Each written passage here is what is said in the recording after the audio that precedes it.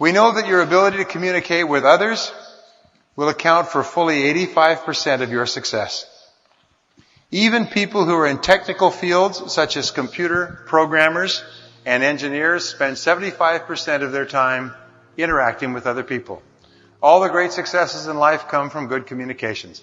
All the top executives who've been interviewed have said that their ability to communicate well with others is more responsible for their success than anything else. And wonderfully enough, how to communicate is a learned skill. And you can get better and better at it by learning what the best communicators do and practicing it until it becomes a regular part of your repertoire. Number one, there are three parts. There are three parts of any conversation. This goes back to the original work by Aristotle in Aristotle's Rhetoric. He said the first part of conversation is ethos. Ethos has to do with the character of the person. Emerson said, what you are shouts at me so loudly I can't hear a word you're saying. Character is terribly important. Credibility, believability. It's the character of the person. A person who has high character can say little and be enormously influential. A person like Mother Teresa could say a few words and change a person's life. A person with limited character just doesn't have the same effect. B is pathos. Pathos is the second part of communication. It means connecting with the emotions. And we connect with the emotions when we tune in and focus in on the person and their problems and their needs. As a friend of mine who was selling once said to a client, had been going around in circles, he said, let's stop talking. Just tell me, where does it hurt? And he waited. And then the fellow told him what the real problems were in the company that this consultant could help. Always remember, people are carrying a heavy load. There was a wonderful line I read that said, if every person who complains about their problems could come from all corners of the earth and take and pile their problems in a heap, and if each person could see the size and gravity of the problems of others, they would sneak forward shamefacedly and take their petty problems away and creep into the night. And I think it's an interesting thing when you consider that we have problems, but so many other people have vastly greater problems than us. And when you tune into other people's problems and concerns, it's amazing how much better your life is. And C is logos, is the factual content of the conversation. And the factual content is often the least important, the logos. But until you have established character and connected with the emotions of the other person, the words you say, the argument, is really not relevant. In selling, what do we say? In selling, you establish rapport, which is the character. You seek the underlying problem or need, which is connecting with the pathos. And only then do you talk about your product or service, which is the logos. And in dealing with anybody in life, it's those three. Well, number two, there are three elements to any conversation. According to Albert Mehrabian, who is a professor of social sciences at the University of California at Los Angeles, UCLA, he said words only account for 7% of the message. When you talk, it's only 7% is the words. That's why they say in speaking, people will forget most of what you say, but they will remember the way you said it. And B is the tone of voice accounts for fully 38%. Women, by the way, are far more sensitive than men. The rule is that women have a much richer inner life than men. And women are very sensitive to tones of voice and to very tiny changes in tones of voice. How many men have heard this? I know I have. When I said, well, I just said this, she said, it's not what you said. It's your tone of voice. So, tone of voice is important, and that's why we need to give some thought to it, because if we're in a hurry or busy or rushed, sometimes our tone of voice can be clipped or short, and it can be hurtful. C is body language accounts for fully 55% of your communication. And the rule is that people believe the dominant message. What message is dominant? For example, if you say, well, do you love me? Yeah, sure, I love you. Do people believe the words or the dominant message, which is the body language and the tone of voice? But if you say, yes, I love you, then they believe the totality. And that's why the very best message is a message that is synchronized. The words, the tone of voice, and the body are all synchronized to the message. Very important. That's why when somebody talks to you, it's important you turn toward them and face them directly when you talk to them and listen closely to what they say and nod and pay attention. That's very important than saying, yeah, I'm listening. Yeah, go ahead, I'm listening. Over the back of your shoulder. Very important. I taught this to parents, by the way, a very simple thing. When you have small children and you talk to your children, get down at their eye level. It is so immensely different for a child, rather than looking up at a giant, to have their parent looking at them eye level to eye level. Very important. Number 3 is there are 4 basic personality styles. And these personality styles you're very familiar with. We divide people into 4 quadrants based on 2 spectrums. The first is the spectrum of indirect communicators. People who are indirect versus direct or outgoing. And the second is people orientation versus task orientation. And this gives us 4 different types of personality. We have people up in this quadrant who we call relators. The relator is very high on people orientation and indirect. They're quiet, they're self-contained, they're not expressive, they're sensitive, they're people-oriented, they're concerned about people's opinions. And of course, you can go to extremes with these. You can go way up to extremes, and up in the extreme, the person here will be hypersensitive to the opinions of others.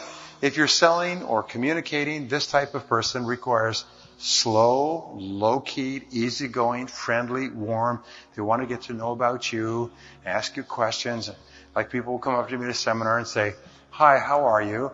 Tell me all about your life and how you got started and what you think and feel about what it's going to happen for you for the next 20 years and what you really care about and love more than anything else in life. Could you tell me that? Where there's a lineup of people behind them. And I'll say, well, those are wonderful questions. That is what they're interested in. They're genuinely interested in knowing about you. So if you're dealing with relators, you have to go slowly. You have to be patient. You can't be pushy. They take time to make decisions, and they like to talk to other people. Their primary concern in life is, let's get along. Let's get along. Let's all be friends. They're really grieved or pained if there's any kind of friction amongst people. Now, the next type of person is the analyzer. This person is an indirect person, self-contained, but very task-oriented. This is the kind of person who's not concerned so much about people up here, but they're very concerned about doing the job, and they're kind of inward directed. This type of person, at the extreme, can be an uncommunicative bureaucrat, very meticulous and picky about every detail. But their primary concern is, let's be accurate. Let's be accurate. By the way, relators tend to gravitate toward fields where relators are most effective. So a relator will gravitate toward a field like nursing, social services, teaching, small child development, psychology, things where they deal with people, administrative functions, personnel counseling, and so on, where they relate to other people. The analyzer, who's fastidious and detail-oriented, just the facts, and I want to be accurate, where do you think they'll gravitate to? Computers, accounting, engineering, bookkeeping, any field where meticulous numbers are concerned. They like problems that don't talk back. Now, the third type of person is what we call the director. The director is a person who is outgoing, direct, and task-oriented. These people are bottom-line oriented, just the facts. They're impatient. They make quick decisions. They don't need a lot of detail. They're the ones that read the summaries of the summaries. And these people are concerned with, let's get results. Who do you think would read the most copies of People magazine so far? The relator. Who do you think would read Success magazine, Business Week, Forbes? The director, the go-getter, the kick you-know-what and take names. And then you get people who are very extreme directors, and these are dictators. They're tyrannical, they're angry, they're directive, they're short-tempered, they have no patience at all. This type of person, you've got to get right to the bottom line.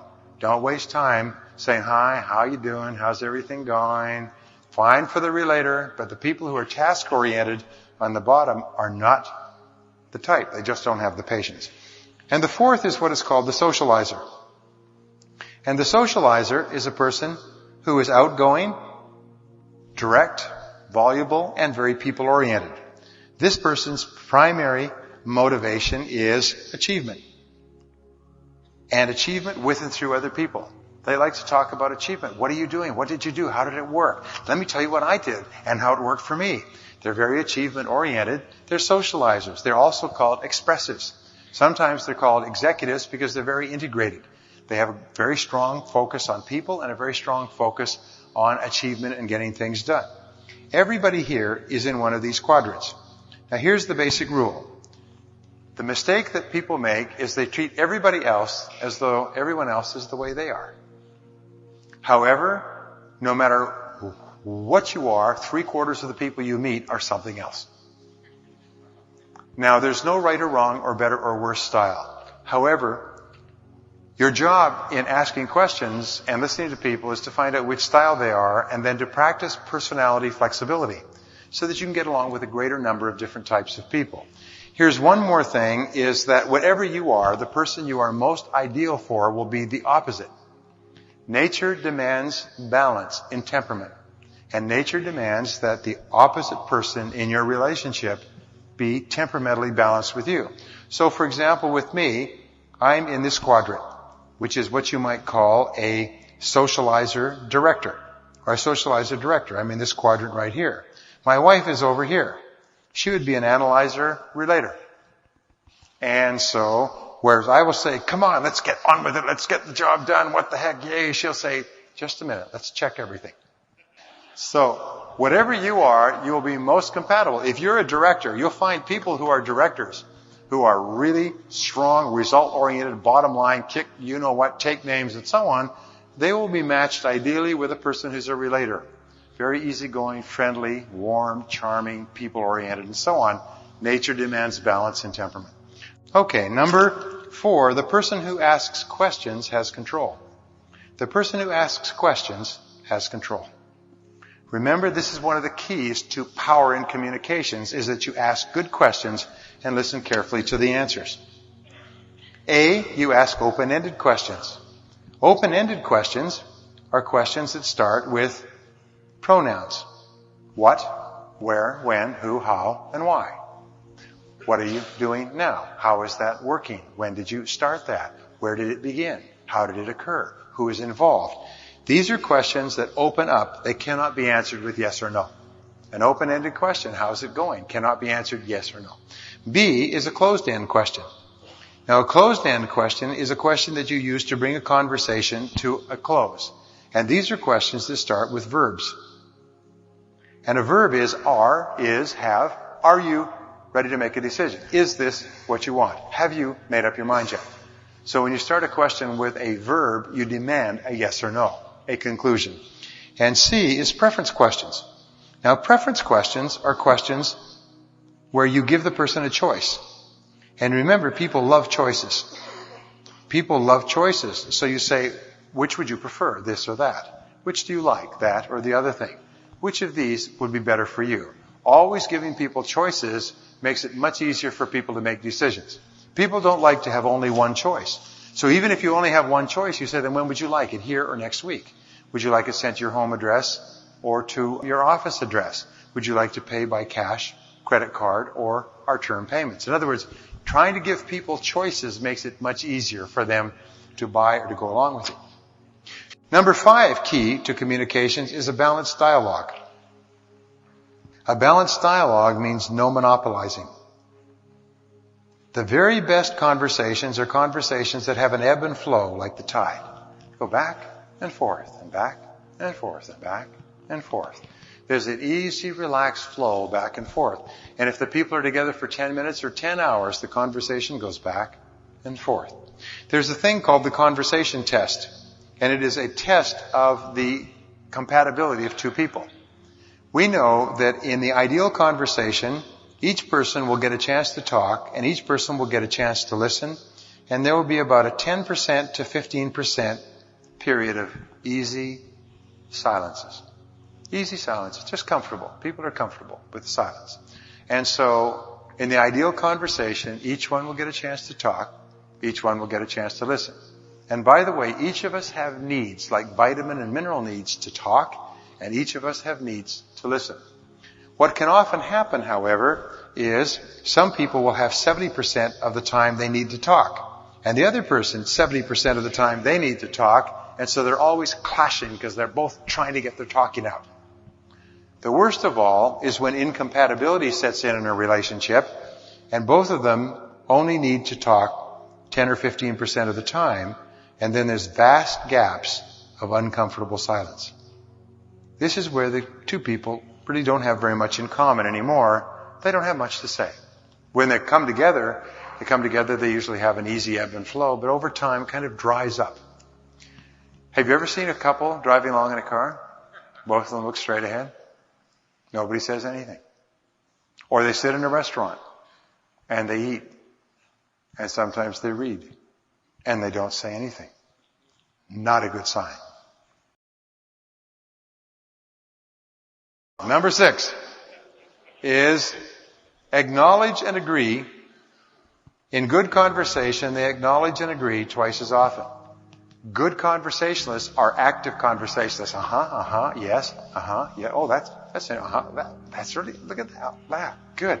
They're there. They're not sitting there passively like fence posts. They're actually engaged. So active listening is very, very important in relationships. Active listening means the person is really there. Put down the magazine or newspaper. Turn off the television set. Lean in. Be there the whole time.